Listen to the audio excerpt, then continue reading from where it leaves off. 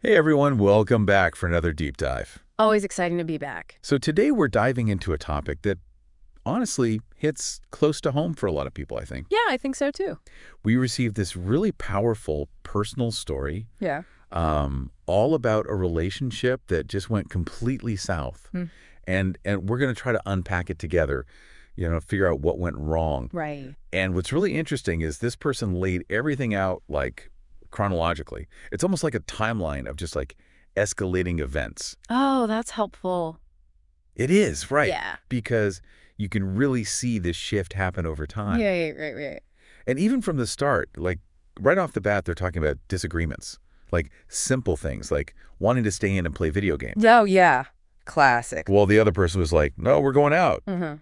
And they even mention like feeling uncomfortable when when their preference wasn't respected. Yeah.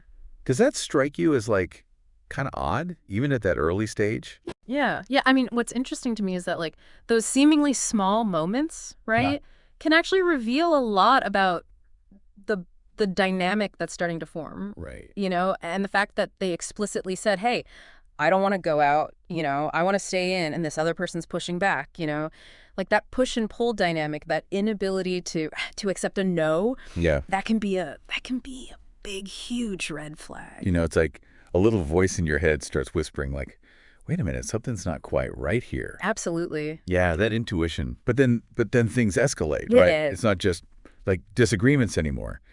They describe, experiencing public humiliation, unwanted touching, even grabbing.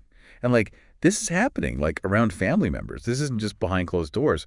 Yeah. Yeah, that's really concerning to hear. And reading through the account, it's clear to me that this has really moved from like a simple disagreement about what to do on a Friday night, to something that's much more serious and much more concerning. And I think this is where we start to see the shift from like verbal pressure and more into kind of that physical intimidation. Right. Even if it's not, full-blown violence, that unwanted physical contact.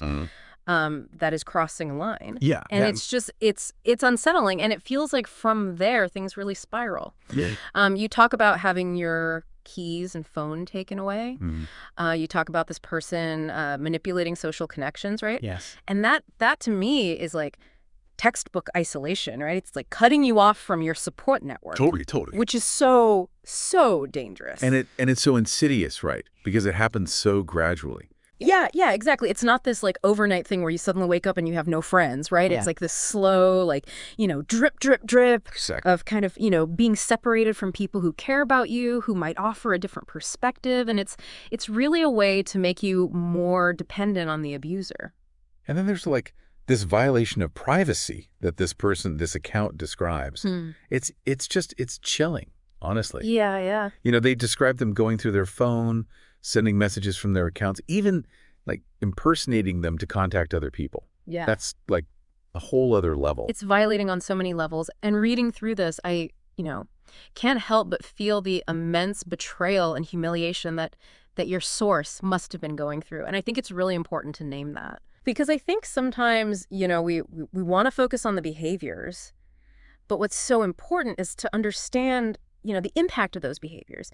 And in this case, these actions weren't just controlling, they were designed to damage their reputation. Right. They were designed to isolate them further. Yeah. And think about the potential consequences that can come from that, right? Totally. Job loss, strained relationships, all stemming from this one person's actions.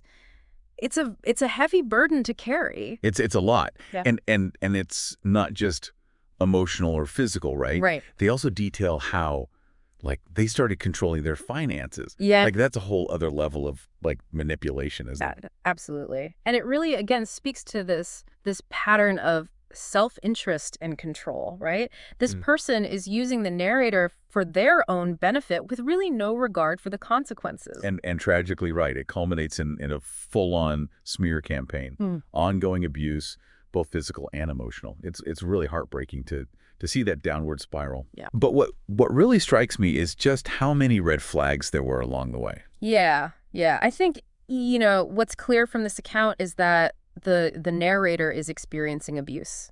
Yeah. and their safety needs to be the priority. Right. And I think it's so crucial to remember that abuse isn't always obvious from the start. It can be, it can creep in slowly. It can be disguised as something else. So what have we kind of, learned from this whole deep dive today? I think we see this clear pattern of escalating abuse, right? Yes. The almost calculated tactics of control and this just vital importance of recognizing those red flags even when they're like little whispers. Yeah. And this really leaves us, I think, with a powerful question. Hmm.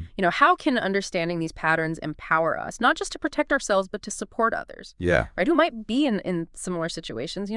What resources are out there for individuals experiencing abuse? Where can they turn to for help? And it's crucial to remember that you are not alone, Absolutely. and help is available. If this is resonating with you, if any of this sounds familiar. Right. Please reach out. There are people who want to help, who will listen. You don't have to go through this alone. Exactly. It's so important to remember that. That's right.